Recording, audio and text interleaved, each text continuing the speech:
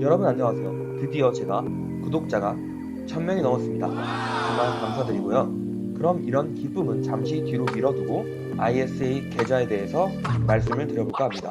ISA 계좌가 무엇인지에 대해 말씀드리기 전에 아마 이런 기사들을 많이 보셨을 거예요.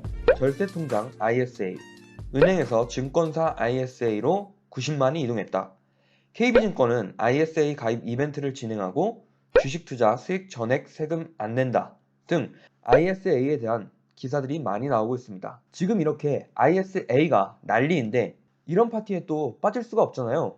그럼 과연 도대체 ISA가 무엇이길래 사람들이 이렇게 열광을 하는지 이 영상을 끝까지 보시게 되면 이해할 수 있을 겁니다. 그럼 아마 여러분들도 바로 ISA를 만드실 겁니다. 여러분, 청약통장 아시죠? 청약통장은 미리 만들수록 가점을 많이 주잖아요. 그것과 마찬가지로 ISA 계좌도 일찍 만들수록 좋습니다. 이게 무슨 말인가? 이런 생각이 드실 텐데 아마 영상을 끝까지 보신다면 충분히 이해하실 수 있을 겁니다. 그럼 ISA 계좌에 대해서 알아보러 가시죠. 먼저 ISA 계좌가 가지고 있는 장점부터 말씀드리겠습니다. 한마디로 말씀드리면 세금을 아낄 수 있습니다. 예적금에 대한 세금 혜택도 있지만 주된 혜택은 바로 주식 투자에 대한 세금 혜택입니다. 주식에는 두 가지 세금이 있습니다. 양도소득세, 배당소득세. 이 세금들을 아낄 수 있다는 거죠. 아시는 분들은 아실 텐데 주식 투자자들에게 안 좋은 소식이 있습니다. 바로 2023년부터 양도소득세를 내야 된다는 거죠. 이 그림을 보시게 되면 1년에 5천만 원 이상 수익을 내게 되면 그 이상의 수익금에 대해 미국 주식처럼 22%의 양도소득세를 내게 됩니다. 굉장히 많이 내죠? 혹시 본인이 1년 동안 5천만 원 이상의 수익을 내기 힘들다 라고 생각하시나요? 저도 그렇게 생각을 했었는데요. 하지만 이번 연도만 해도 약 1,500만 원의 수익을 올리고 있는 상황입니다. 이렇다 보니 앞으로 평생 주식 투자를 할 거기 때문에 그럼 원금도 늘어나고 투자 실력도 늘어날 거라서 아마 완전 불가능한 것 같지는 않은 것 같아요. 그래도 5천만 원까지 수익을 내진 못할 것 같다 라고 생각이 들어서 안 만드실 수가 있잖아요. 그런 분들에게는 두 번째 혜택인 배당소득세 혜택을 들어보시면 생각이 바뀌실 겁니다. 배당소득세는 주주들에게 주어지는 배당금에 대한 세금인데요. 그 세금이 무려 15.4%나 떼갑니다. 너무 아깝잖아요. 하지만 ISA 계좌로 주식 투자를 해서 배당금을 받게 되면 200만원 또는 400만원까지 공제를 받고 그 이후의 금액들에 대해서는 9.9% 분리과세를 내게 됩니다. 예를 들어 설명드리면 만약에 배당 수익률이 4%이고 5천만 원을 투자했다면 1년 동안 200만 원의 배당금을 받게 되잖아요. 그러면 ISA 계좌로 투자를 하게 되면 0원의 세금을 낸다는 거죠. 하지만 일반 계좌로 투자를 하게 되면 15.4%인 약 30만 원을 지불하게 됩니다. 지금까지 ISA 계좌에 대한 장점들에 대해서 말씀드렸는데 벌써부터 만들고 싶지 않으신가요?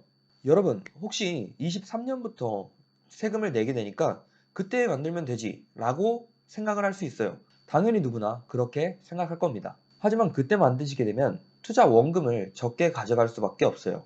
왜 그런지 한번 ISA 계좌에 대한 특징에 대해서 알아보도록 하겠습니다. ISA 계좌는 세 가지 형태로 가입을 할 수 있습니다. 일반형, 서민형, 농어민으로 각각 가입 조건이 있기 때문에 해당하시는 것에 맞게 가입하시면 됩니다. 그리고 여기서 이제 중요한 특징이 있는데요. 바로 납입 한도입니다. 이것 때문에 미리 계좌를 만드는 게 좋다고 한 것입니다. 1년에 2천만 원만 입금을 할 수 있고 최대 1억까지 입금을 할 수 있는데요. 23년부터 세금을 내니까 지금 만든다고 했을 때 3년을 유지할 수 있으니 6천만 원을 투자할 수 있습니다. 그리고 2월이 되기 때문에 돈을 안 넣고 23년에 6천만 원을 한 번에 입금할 수가 있습니다. 그러니 계좌를 만들어 놓는 게 좋겠죠. 그리고 또 의무 가입 기간이 3년이 있습니다. 이 말은 3년 동안 계좌를 해지하지 않아야 된다는 것인데요. 만약 해지를 하게 되면 지금까지 받은 모든 혜택들을 도로 뱉어내야 됩니다. 그럼 3년 동안 돈을 묶어놔야 된다 라고 생각을 할 수가 있는데 그거는 아닙니다. 납입 원금에 한해서는 중도 인출이 가능하기 때문이죠. 하지만 주식 수익금도 모두 인출을 하고 싶다면 납입 원금이 넘어가잖아요. 그러면 어쩔 수 없이 계좌를 해지해야 됩니다.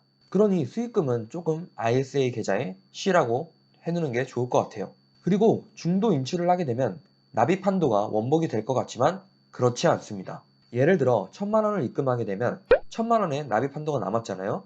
거기에서 500만 원을 도로 인출을 한다. 그러면 이 납입 한도가 1500만 원이 될 것 같지만 그렇지 않습니다. 그냥 1000만 원으로 유지를 하게 됩니다. 본인이 투자 원금이 많아서 더 많이 투자를 하고 싶다면 문제가 되겠지만 이 정도도 적당하다라고 생각하시는 분들에게는 따로 문제가 될 것 같지는 않습니다. 자, 그럼 왜 ISA 계좌를 빨리 만들어야 되는지 정리를 해보자면, 첫 번째, 매년 2천만 원의 납입 한도를 늘리기 위해서. 두 번째, 의무 가입 기간인 3년을 빨리 채우기 위해서입니다.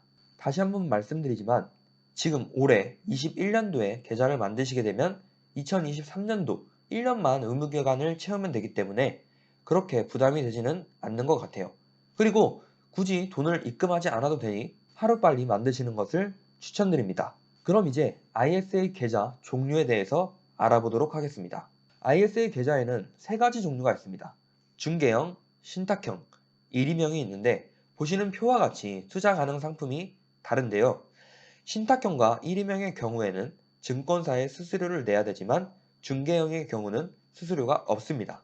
그리고 중개형만 국내 주식 투자를 할 수 있고 신탁형에서 투자할 수 있는 모든 것들을 할 수 있습니다. 예금을 제외하고요. 그러니 그냥 중개형을 만드는 게 가장 좋은 선택입니다. 자, 그럼 정리를 한번 해보도록 하겠습니다.